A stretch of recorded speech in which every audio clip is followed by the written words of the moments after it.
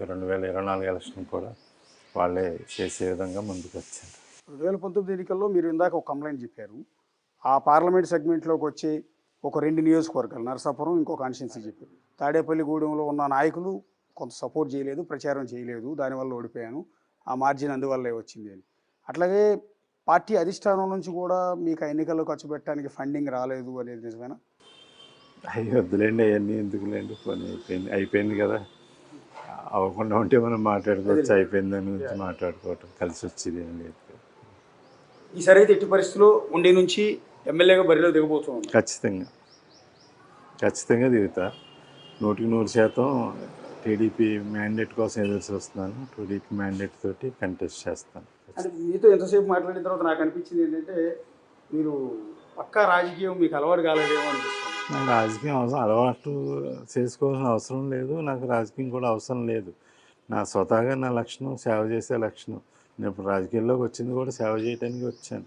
తెల్లారులెగితే సేవ చేయడానికి ఆలోచన, ఎవరైనా 10 మందికి ఎలా ఉపయోగపడాలనే ఆలోచన ఉంటుంది తప్ప మనం రాజకీయం గురించి నాకు ఎక్కువ ఆలోచన ఉండదు. ఇప్పుడు నేను రాజకీయాల్లో నేను ఎందుకు అడుగుతున్నానంటే మీ ఉన్న సీట్ని మీ బంధువు కదా అని ఒక అతన్ని తీసుకొచ్చి అక్కడ నుంచోబెట్టి పార్టీకి పరిచయం చేసి సీట్ ఇప్పించారు. ఆయన ఇప్పుడు నేను సీట్ ఇవ్వనంటున్నాడు, మాట తప్పారు. అదే అధిష్టానం విషయంలో లాయల్టీ, విశ్వాసంతో వాళ్ళు ఏం చెప్తే చేయాలన్న ఉద్దేశంతో ఇష్టం లేకపోయినా ఎంపీకి వెళ్ళి పోటీ చేశారు, ఆర్థికంగా నష్టపోయారు. ఇక్కడ ఆర్థికంగా నష్టపోయారు, వెన్నుపోటుకు గురయ్యారు, అతి విశ్వాసానికి వెళ్ళి విధేయతకు వెళ్ళి తీవ్రంగా నష్టపోయి ఇప్పుడు సీట్ అడిగే పరిస్థితిలోకి వచ్చి ఇవన్నీ చూసిన తర్వాత కూడా రాజకీయం నేర్చుకోకపోతే ఎట్లా మీరని చూద్దామని పయ్యోడు ఉన్నాడండి. అలాగే మనకి అధిష్టానం ఉంది, అన్నింటికి ఆయనే ఉన్నాడు, బాబు గారే ఉన్నాడు, ఆయనే చూసుకుంటాడు. ఇంకోటి అండి, మీ అనుభవం దృష్ట్యా చెప్పండి. వెస్ట్ గోదావరి, ఈస్ట్ గోదావరిలో జనసేనతో కలిసి ఈసారి పోటీ చేశారు. లాస్ట్ టైం అదే జనసేన పార్టీ తరఫున నాగబాబు గారు పోటీ చేయడంతో మీరు ఎంపీగా ఓడిపోయారు కదా. ఈసారి అదే పార్టీ మీది కలుస్తోంది. ఎలా ఉండబోతుంది ఆ 2 జిల్లాల్లో? 2 జిల్లాలు బాగుంటుందండి. 2014లో ఏ విధంగా గెలిచామో 15 ఈసారి కూడా 15 ఉమ్మడి పశ్చిమ గోదావరి జిల్లాలో 15 గెలుస్తాం. నేను లాస్ట్ టైం ఓడిపోయానంటే నాగబాబు గారు ఒక కారణం, పవన్ కళ్యాణ్ గారు కూడా నాకు భీమవరం పెట్టడం ఇంకొక కారణం.